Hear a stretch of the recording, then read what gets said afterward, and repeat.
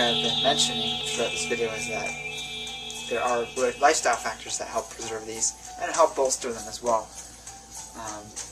over time.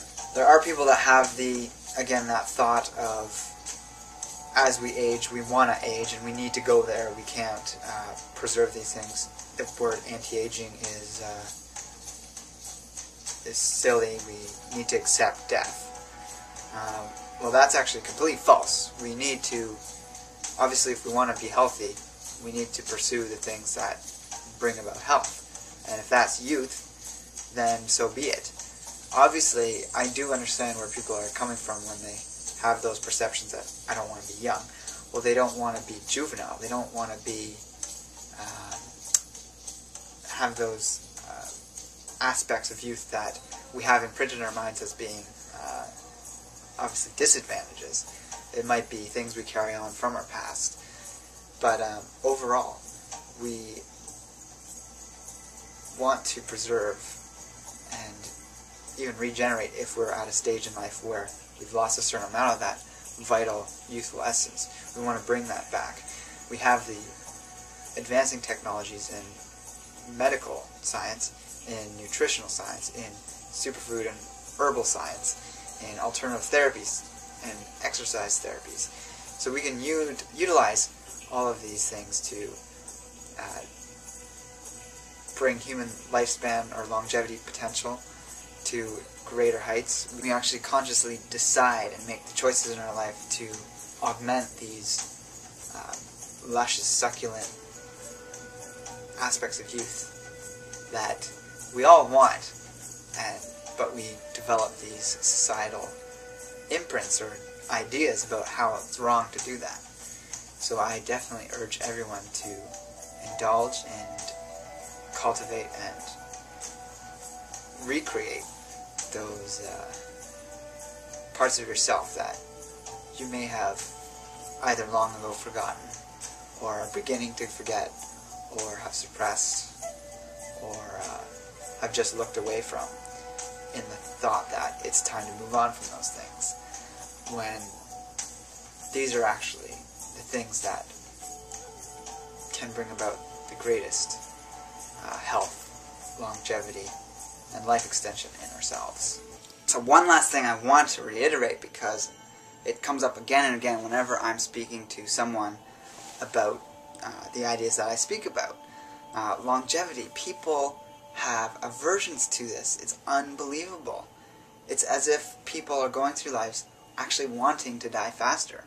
So if you have those ideas in your mind, get them out of there. I often see these same people complaining about their appearance, complaining about their libido, complaining about their overall health. But you can't have health if you have a deathist view, if you have a suppressed sexuality, or a view of what is proper or right in terms of that, and if you're not willing to open up to new ideas and new ways of looking at the world. I am convinced, through my own experiences and scientific research and other people's experiences, that raw foods, superfoods, and adaptogenic herbs all play a role in purifying, augmenting, strengthening, and overall toning our sexual center, or our vital Jing essence. This is a very good thing, because as I've been talking about becoming aware of the need to preserve youth in ourselves, I have also been talking about people's aversion to that concept. I think this stems from what a lot of people are seeing in society today, and I totally agree with this, that there is issues with our youth-obsessed culture. But what I'm arguing is that the obsession may not be the unhealthy fact of this. It's not the obsession that's the problem, it's the unhealthy practices that go along with it. So, for example, you see a lot of sexuality displayed in the media, and the problem isn't the sexuality being displayed in the media, or the demonstrating of youthful bodies or well-muscled, lean bodies. It's the practices that go on behind the scene of women that are too underweight as models, for example, or unrealistic body types from being touched up in Photoshop or whatever. So that is definitely an unhealthy aspect to it. But on the other hand, I also see that our race as a whole has had several hundreds, if not thousands of years of suppression of sexuality. And due to the cultural and technological advances, there's been this explosion in the last couple of decades of sexuality. And it's throwing a lot of people off balance, of course. And it's being used and abused in different ways. So what I'm advocating is going along with that upward sexual explosion of energy that's occurring at the superconscious level in humanity's experience right now on the planet.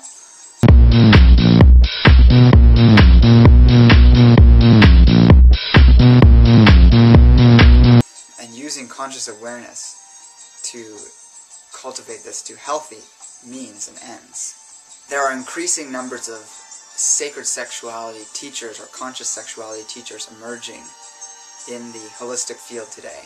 And these are excellent resources and teachers and guides to being able to incorporate these ideals in ourselves. We don't all need to be master tantrikas or tantras, but exploring those realms can definitely bring some benefit onto one's personal life, spiritual life, professional life, whatever it may be, overall human being.